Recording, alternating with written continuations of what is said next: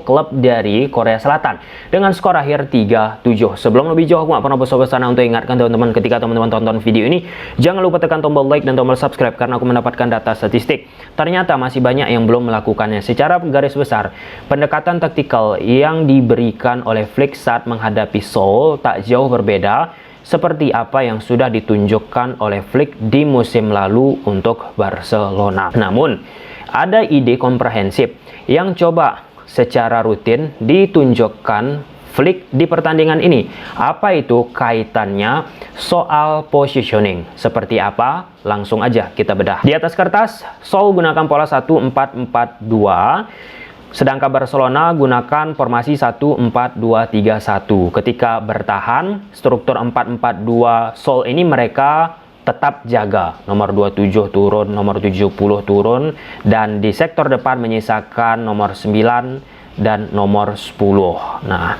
Barcelona pun akan menciptakan dinamika. Balde tentu seperti biasa menjaga sisi kelebaran sebelah kiri, menyisakan akhirnya 3 pemain di belakang, Cubarsí, Araujo, dan Koundé. Koundé ini di beberapa momentum juga sesekali ikut proaktif ke sektor depan. Namun, ide terhadap Koundé, ia ditugaskan lebih banyak membantu Araujo ataupun Cubarsí dari sisi struktur pertahanan alias rest defense. Kemudian, Lamine Yamal menjaga sisi kelebaran sebelah kanan, Dani Olmo di koridor half space kanan, Rafinha di koridor half space kiri. Nah, persis secara struktur seperti di musim lalu. Frenkie de Jong akan sebagai defensive midfielder. Nah, ketika semakin menekan Barca, Pedri pun yang hitung-hitungannya di atas kertas beririsan dengan posisi Frenkie, ia akan bergerak ke depan. Naik, Rafinha pun akan naik. Nah, ini yang kita katakan tadi. Rafinha, kawan-kawan, cenderung malah tidak secara originalitas niatan posisinya itu untuk menciptakan overload terhadap nomor 63 dari FC Seoul. Nah, kalau di musim lalu, Rafinha ikut aktif itu membantu overload dari sektor sebelah kiri. Seperti ini, Rafinha bergerak ke sini, otomatis mencoba mengikat nomor 63, Balde akan naik, maka di momen ini Rafinha beri ke Balde atau Pedri beri ke Balde. Karena di sini Barcelona akan mendapatkan yang nama space. Nah, untuk di pertandingan ini ketika Balde sudah menjaga sisi kelebaran sebelah kiri, Rafinha lebih ke dalam. Akhirnya apa? Rafinha mengikat El Arab. Ketika situasi itu diterapkan, nomor 63 ini tentu akan lebih semakin luas ataupun presisi. Ia akan berhadapan dengan Balde. Nah, jadi kalau kita bandingkan di pertandingan ini, serangan dari sektor sebelah kiri Barcelona nggak agresif.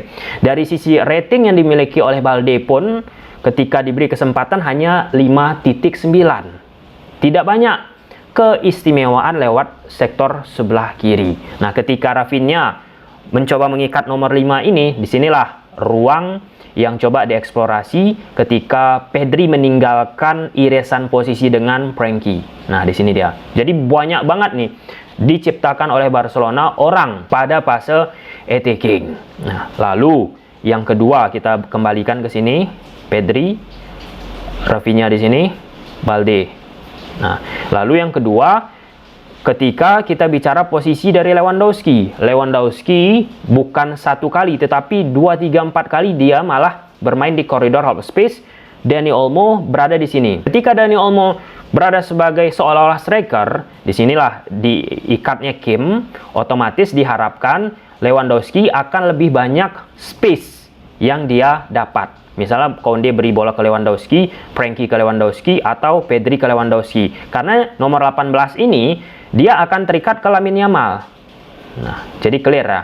Oleh karena itu, di sektor tengah yang dimiliki oleh Seoul, butuh yang namanya pergerakan secara dinamik untuk melakukan covering terhadap Lewandowski. Nomor 8 akhirnya turun, ataupun nomor 7 akhirnya turun. Ketika nomor 8 atau 7 ini ikut ke belakang kawan-kawan, mengantisipasi Lewandowski ataupun ikut ketarik ke Dani Olmo, di sektor tengah, Pedri ataupun Frenkie de Jong akan mendapatkan ruang yang lebih banyak. Ini merupakan bentuk penyerangan struktur yang diciptakan oleh Barcelona. 3 pemain Koundé, Araujo, Cubarsí diciptakan pada fase build up, kemudian menjaga sisi kelebaran sebelah kiri ada Balde, ia perlahan-lahan akan naik, kemudian di sektor depan Rafinha cenderung di half space sebelah kiri, Lewandowski sebagai striker, Lamine Yamal menjaga sisi kelebaran sebelah kanan, dan Dani Olmo berada di half space sebelah kanan. Pedri pun perlahan-lahan, seperti yang kita katakan tadi, akan meninggalkan posisi ataupun jalur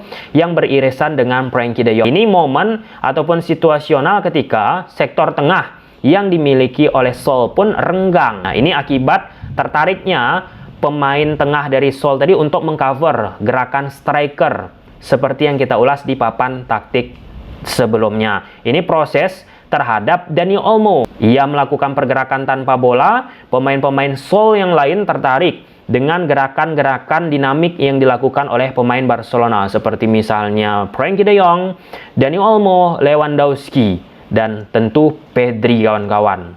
Terciptalah sebuah kesempatan langsung berhadapan dengan lini pertahanan yang dimiliki Sol. Ini yang kita katakan tadi, Rafinha cenderung malah lebih proaktif untuk lebih ke area sentral. Yes, Rafinha kalau kita bedah lebih dalam, ia tidak statis tentu di area sentral. Ada juga ia melakukan pergerakan dari sisi kelebaran. Tapi kalau kita bicara dari sisi mikronya, inilah dia pendekatan yang unik jika kita bahas apa yang beda dengan musim lalu. Fakt nomor 67, fullback kanan dari Sol, kawan-kawan, menghadapi situasi 2 versus 1, Olmo dan Balde. Ujungnya crossing dilakukan oleh Balde. Nah, ini juga aku katakan membuat ya serangan dari Barcelona di sektor sebelah kiri pun ketika Rafinha tidak banyak proaktif membantu Balde dalam melakukan akselerasi, membuat tidak begitu menembak. Di sektor sebelah kanan, lihatlah Lamine Yamal gocek-goceknya,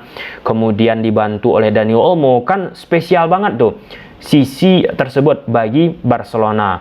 Apalagi jika kita bicara lebih teknis, kawan-kawan, nomor 70 yang dimiliki oleh Sol, gelandang sayap kanannya, kawan-kawan, itu sering meninggalkan pos sayap kanannya atau keasikan melakukan penyerangan. Karena dia memang atributnya luar biasa. Salah satu pemain top lah, aku pikir, untuk di pertandingan ini. Nah, ketika nomor 70 sayap kanan itu tinggal ataupun melakukan attacking, harusnya kan bisa dimanfaatkan lebih Barcelona. Karena tidak begitu menonjol sektor kiri Barcelona, akhirnya lemah lah. Memang Balde pun kalau kita lihat dari tangkapan kamera agak sedikit berat ya cara larinya. Aku berpikir ini sisi aerobik, anaerobik fisiknya belum berada di puncaknya. Oleh karena itu, di babak kedua dimasukkan pemain yang bernama Hopre Torrens. Ini kan gokil nih.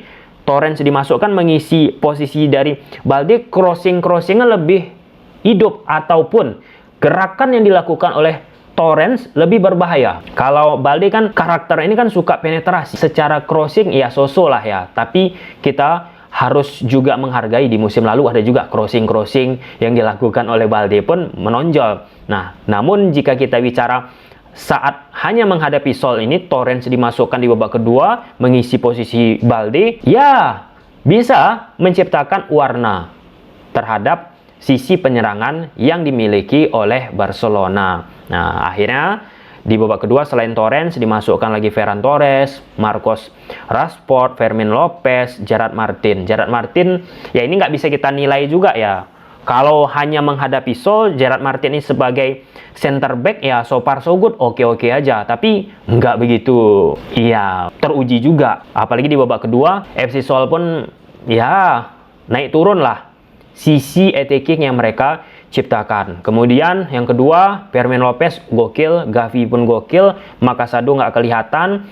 Ferran Torres ya pergerakannya tanpa bola seperti di musim lalu dia tampilkan, berhasil menciptakan 2 gol ya. Kemudian ada Marcus Rashford, ada beberapa kali kesempatan yang ia ciptakan tapi nggak berhasil menciptakan sebuah gol. Namun yang aku pikirkan ketika Marcus Rashford ditempatkan di posisinya Rafinha, apa? Satu hal, ketika ia melakukan cutting inside akhirnya, ataupun Barca mempunyai pemain yang mampu melakukan tendangan dari luar kotak penalti secara langsung. Kalau kita lihat di musim lalu, Rafinha ditempatkan di posisi Rashford ini, ketika dia melakukan cutting inside kan nggak mungkin ia, dalam tanda petik ya, nggak mungkin ia melakukan tendangan menggunakan kaki kanannya, karena itu bukan kemampuannya. Akhirnya apa? Ketika Rafinha melakukan gerakan cutting inside, ia cenderung memberikan back pass lagi atau menunggu Balde menjaga sisi kelebaran sebelah kiri untuk bergerak ataupun untuk membantu dia. Nah, artinya ada chance ataupun keunikan lain lah yang dimiliki Barcelona ketika Rashford memiliki kemampuan cutting inside. Nah, tentu di situ jika cepat momentum diambil Barcelona, ada waktu struktur pertahanan dari lawan pun renggang. Nah, di saat itu ada chance dari Rashford untuk melakukan tendangan. Kalau misalnya kita mendelay saat melakukan proses cutting inside sebuah tendangan kawan-kawan, maka retreat positioning dari struktur pertahanan lawan akan terbentuk lagi. Ketika kita lambat mengambil keputusan, maka pertahanan lawan pun akan compete, nggak ada space lagi. Artinya apa? Ya sulit kita menciptakan yang namanya sebuah peluang. Itulah ya makna yang aku lihat. Ada satu tendangan keras juga lah ya dilakukan oleh Rashford dengan tipikal cutting inside. Kesimpulannya, ini laga uji coba. Oh ya, ada masalah high defensive line. Ya, ini udah kita bahas yang lalu-lalu, bosan juga, beresiko, ya beresiko. Banyak sekali kesempatan dilakukan oleh Sol untuk menciptakan tingkat keberbahayaan luar biasa terhadap pertahanan Barcelona. Tapi ya resiko itu tetap sudah dipertahankan oleh Hansi Flick kan. Sudah 2, 3, 4, 5 kali di sesi preskon di musim lalu dia bilang, ya itulah dia dengan sistem pertahanan high defensive line. Secara garis besar dia bilang kayak gitu, pasti punya yang namanya resiko. Tapi dengan resiko kami mainkan ini, kami bisa lebih banyak memenangkan pertandingan. Mau apa lagi kita bilang? Nah, artinya satu poin penting, ada kalanya Hansi Flick pun, kita belajar di musim kemarin ya, ada kalanya pasti Hansi Flick pun harus memahami bahwa nggak selamanya dengan sistem high defensive line ini bisa menyelamatkan Barcelona, apalagi di pertandingan-pertandingan kunci. Saat kita bicara menghadapi Inter kemarin, ada kan salah satu elemen yang mempengaruhi itu ya akibat high defensive line dari Barca. Nah, itu kan salah satu pertandingan menentukan. Oke, tapi aku tetap menghargai apa yang sudah ditumpahkan oleh Hansi Flick. Oke, mungkin sampai sini aja. Silahkan tulis di kolom komentar. Bye.